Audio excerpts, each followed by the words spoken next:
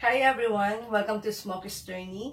Today ay magluluto ulit ako at ang lulutuin ko ay ang langka. Ipapakita ko sa inyo paano lutuin ang ginataang langka. Eto guys.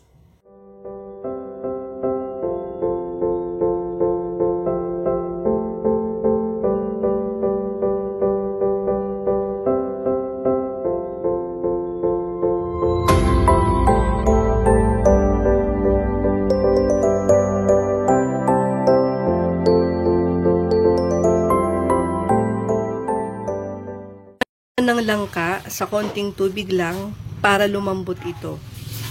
Guys, tatanggalin ko na yung tubig na pinagkuluan ko sa langka. Ayan. Ingat lang tayo para hindi masama yung mga langka sa pagtanggal ng tubig.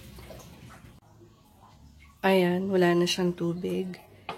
Isasalin ko na dito yung mga sangkap. Ayan. Una, ilagay itong malabnaw na gata. At ito pa yung isa. Dahil ang gusto ko ay magata, kaya dalawang nyug. At isusunod ko itong sibuyas, luya, sili. Ito yung nor hipon. At ang labahita. Yan. Pag nailagay na ito lahat, haluin lang. Yan. Haluin lang siya. Tapos yung nor hipon na nilagay natin, na cubes, dapat nasa ilalim siya. Yan siya. Ilalim mo lang siya. Yan. Tapos ang apoy nito ay hindi ganun kalakas. Mahina lang. Pag nahalo na, yan, nahalo na siya, iiwanan lang natin to hanggang kumulo siya.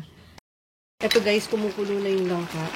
Ngayon, i-check natin ito kung malambot na siya. Yan. Uy, medyo matigas pa.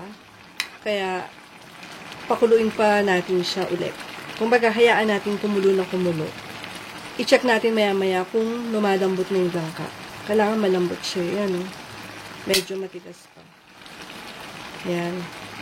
Mamaya, pagka-check natin at medyo okay na yung lambot niya, pwede na ilagay yung kakang gata. Ayun yung pinakahuli.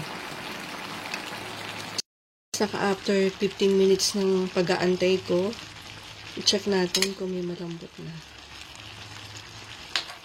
Uy, ito medyo malambot na. Yan. Malambot na siya. Kaya ilalagay ko na ang kakang gata.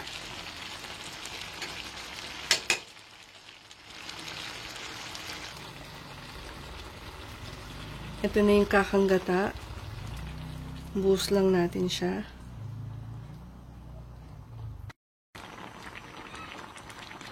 Ayan guys, yung kakang gata, naibuhos ko na.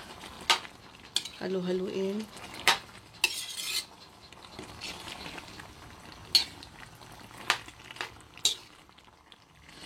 Ito guys, huwag nyo nang lalagyan ng asin kasi yung labahita, medyo kasi siya, maalat. Kaya siya binababad sa tubig para mabawasan yung alat niya. Kaya hindi ko na siya lalagyan ng asin. Yan.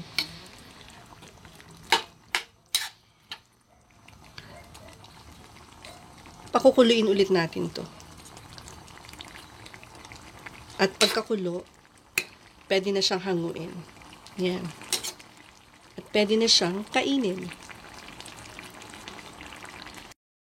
Yung langka. Yan. Kung mapapansin nyo, may mga sili. Siling green lang naman siya, kaya hindi naman siya ganun kaanghang.